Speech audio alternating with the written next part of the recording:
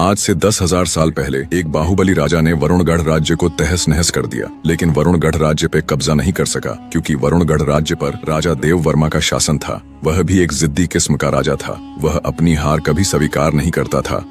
उसकी बेटी राजकुमारी आर्या बहुत ही सुंदर थी, तलवार चलाने में माहिर थी। कुछ दिन के बाद पिता राजा देववर्मा उसे अगला उत्तराधिकारी घोषित कर चुके थे, परंतु कुछ दरबारियों को यह पसंद नहीं था कि एक स्त्री सिंहासन संभाले। दरबार में एक मंत्री था त्रिकाल सिंह, जो स्वयं गद्दी का सपना देखता था। उसने पड़ोसी राज्य के राजा से हाथ मिलाकर वरुणगढ़ पर आक्रमण का न्योता दिया। वह जानता था कि युद्ध की आग में राजा को मरवा देगा और आर्या को बंदी बनाकर खुद राजा बन बैठेगा। कुछ दिन बाद त्रिकाल सिंह राजा को जहर देकर मार डाला। जब आर्या को यह झात हुआ तो उसने पिता की चिता के सामने खड़े होकर शपथ ली, जब तक पिता की हत्या का बदला नहीं ले लूंगी तब तक राजमुकुट नहीं पहनूंगी।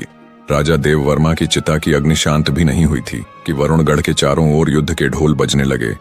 त्रिकाल सिंह की साजिश पूरी हो चुकी थी। पड़ोसी राज्य के मालवन के राजा ने वरुणगढ़ पर आक्रमण कर दिया। चारों ओर भगदड़ मच गई।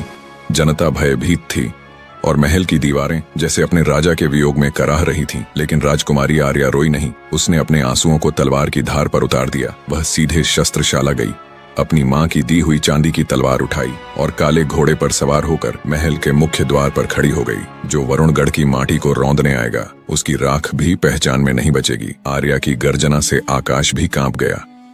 युद्ध की देवी आर्या ने युद्ध भूमि में उतरते ही सामने के तोपखानों को ध्वस्त कर दिया। त्रिकाल सिंह के होश उड़ गए। एक राजकुमारी आर्या ने सभी सैनिकों पे भारी पड़ गई। एक रात जब आर्या जले हुए गांवों में राहत बांटने गई थी, त्रिकाल सिंह ने महल के रक्षक दल को झरपिलाकर सिंहासन पर कब्जा कर लिया। उसने एक फर्जी घोषणा भी करवाई कि आर्या युद्ध में मारी गई है और अब राज्य को एक अनुभवी मंत्री की जरूरत है। परंतु आर्या मरी नहीं थी। एक घायल सैनिक जिसे त्रिकाल सिंह ने मरने के लिए छोड़ा था, उसने आर्या को सब बताया। आर्या ने सैनिक के बात को सुनकर बहुत गुस्सा आया। अब युद्ध केवल राज्य का नहीं, आत्मा का है। यह धर्म युद्ध होगा। आर्या ने वरुणगढ़ की प्राचीन गुफाओं में छिपे वफादार योद्धाओं को बुलाया। उन सब ने आर्या के सामने झुककर प्रतिज्ञा ली, हम तुझे केवल रानी नहीं, युद्ध की देवी मानते हैं। कुछ ही रातों में आर्या ने एक बहुत बड़ी सेना तैयार कर ली। त्रिकाल सिंह को समझ ही नहीं आया कि महल के आसपास हर रोज कौन सी छाया घूम रही है। उसकी सेनाएं एक एक करके गायब होने लगीं। पूर्णिमा की रात त्रिकाल सिंह ने राजमहल में विजय उत्सव रखा। वह अपने सिंहासन पर बैठा और रत्न जड़ित मुकुट पहनने ही वाला था कि अचानक महल के दरवाजे खुले। आर्या तलवार हाथ में लिए, आंखों में एक सैलाब। तूने मेरे पिता को मारा, मेरे राज्य को जलाया। अब अपनी मौत महसूस कर त्रिकाल सिंह, फिर हुआ न्याय। आर्या ने युद्ध की भाषा में बदला लिया। त्रिकाल सिंह सिंहासन पर नहीं, मृत्यु के कगार पर बैठा था।